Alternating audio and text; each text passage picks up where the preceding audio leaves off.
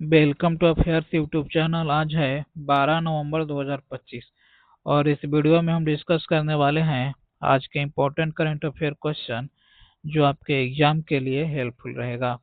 आज का पहला क्वेश्चन है, भारत के नवीन एवं नवीकरणीय ऊर्जा मंत्री कौन हैं जिन्होंने आईएसए के 8वें सत्र की जानकारी दी? राइट आंसर होगा सी, प्रहलाद जोशी। प्रहलाद जोशी ने बताया कि भारत की सौर ऊर्जा क्षमता बढ़कर 125 गीगावाट हो गई है। भारत अब दुनिया में सौर ऊर्जा का तीसरा सबसे बड़ा उत्पादक देश है। नवीकरणीय ऊर्जा जलवायु परिवर्तन से निपटने के लिए भारत की प्रतिबद्धता को दर्शाती है।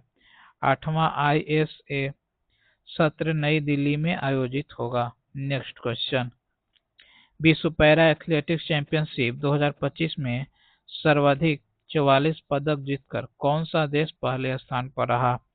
राइट आंसर होगा डी, ब्राजील।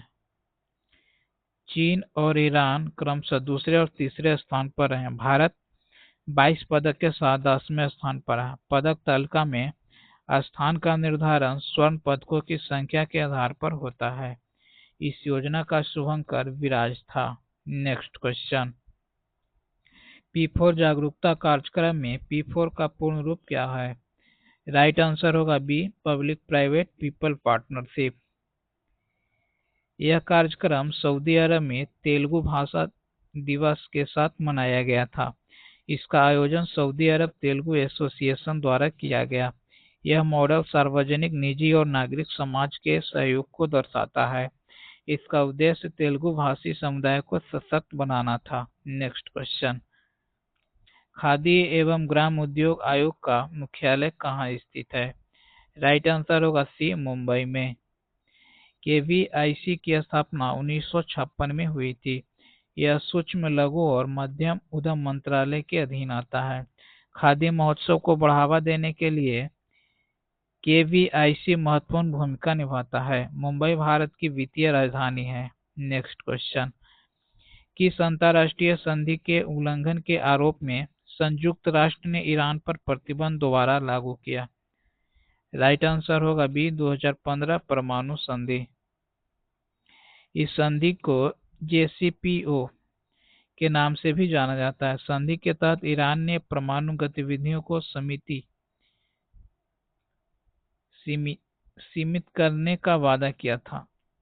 संयुक्त राष्ट्र ने ईरान के परमाणु प्रसार को प्रयासों के चलते यह कार्रवाई की। ब्रिटेन, जर्मनी और फ्रांस ने प्रतिबंधों को वापस लागू करने का आग्रह किया था। नेक्स्ट क्वेश्चन, किस नेता के नेतृत्व में बिहार विधानसभा की स्थापना 1937 में की गई थी?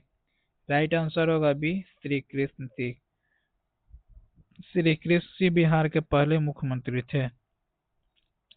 1935 के अधिनियम के तहत बिहार को प्रांतीय स्वायत्तता प्राप्त हुई थी। बिहार विधानसभा में कुल 243 सीटें हैं। चुनाव की घोषणा 6 अक्टूबर को की गई। Next question, C vigil app का मुख्य कार्य क्या है? राइट आंसर होगा सी, चुनाव आचार संहिता उल्लंघन की शिकायत करना। यह ऐप नागरिकों को तुरंत चुनाव आयोग को शिकायत दर्ज कराने की सुविधा देता है। सक्षम ऐप होम वोटिंग की सुविधा प्रदान करता है। केवाईसी ऐप उम्मीदवारों को जानकारी देता है। यह पारदर्शिता और निष्पक्ष चुनाव सुनिश्चित करने का एक उपकरण है। नेक्स्ट क्वेश्चन, केंद्रीय मंत्री भूपेंद्र यादव द्वारा नमो वन की नींव किस शहर में रखी गई है? राइट आंसर होगा ये, मानेसर। मानसर हरियाणा में स्थित है। नमो वन का उद्देश्य वन्य जीव संरक्षण को बढ़ावा देना है। भूपेंद्र यादव वन एवं पर्यावरण मंत्री हैं। यह पहल 2 से 8 अक्टूबर तक मनाए गए वन्य जीव सप्ताह के दौरान की गई। Next question, I am Georgia किसकी आत्मकथा है? राइट आंसर होगा बी, जॉर्जिया मेलोनी की। जॉर्जिया मेलोनी इटली की प्रधानमंत्री है। यह पुस्तक उनके राजनीतिक और व्यक्तिगत जीवन के अनुभव को दर्शाता है। आत्मकथा किसी व्यक्ति द्वारा अपने जीवन के बारे में लिखी गई कहानी होती है। नेक्स्ट क्वेश्चन, सबकी योजना सबका विकास पहल किस केंद्रीय मंत्रालय द्वारा प्रारंभ की गई? राइट आंसर होगा सी, पंचायती राज मंत्रालय द्वारा। यह पहल स्थानीय स्तर पर विकास योजनाओं को बढ़ावा देने पर केंद्रित है। योजना का मुख्य उद्देश्य नागरिकों और पंचायती राज संस्थाओं की भागीदारी सुनिश्चित करना है। यह ग्राम पंचायतों की योजना निर्माण क्षमता को बढ़ाता है। यह पहल सतत विकास लक्ष्यों को स्थानीय स्तर पर लागू करने में सहायक है। नेक्स्ट क्वेश्चन, हाल ही में संयुक्त राष्ट्र ने किस देश पर 2015 के बाद दोबारा सैन्य और आर्थिक प्रतिबंध लागू कर दिए हैं? राइट आंसर होगा बी, ईरान। संयुक्त राष्ट्र ने देश की गतिविधियों को देखते हुए यह कदम उठाया है।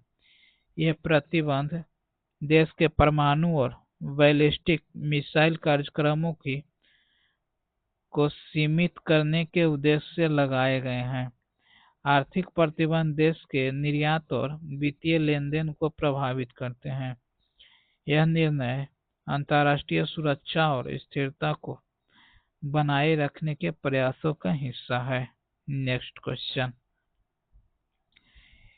Interstellar mapping and acceleration probe mission किस अंतरिक्ष एजेंसी से जुड़ा हुआ है? राइट आंसर होगा सी, नासा से। यह मिशन सूर्य से निकलने वाली सौर हवाओं के अध्ययन पर केंद्रित है। IMAP मिशन सूर्य और पृथ्वी के बीच के इंटर स्टेलर क्षेत्र का विस्तृत मानचित्रण करेगा। सौर हवाएं अंतरिक्ष मौसम को प्रभावित करती है, जो पृथ्वी पर संचार प्रणालियों को बाधित कर सकता है। नासा अमेरिका की राष्ट्रीय अंतरिक्ष एजेंसी है। आज का प्रश्न है, दुनिया का सबसे ऊंचा पुल हुआजियांग ग्रैंड कैनियन ब्रिज किस देश में बनकर तैयार हुआ है? इस प्रश्न का जवाब आप हमें कमेंट्स बॉक्स में बताइएगा। अगर वीडियो पसंद है तो लाइक, शेयर और सब्सक्राइब करना ना भूलें। आज के लिए इतना ही, मिलते हैं नेक्स्ट वीडियो में। Till then keep learning and keep exploring.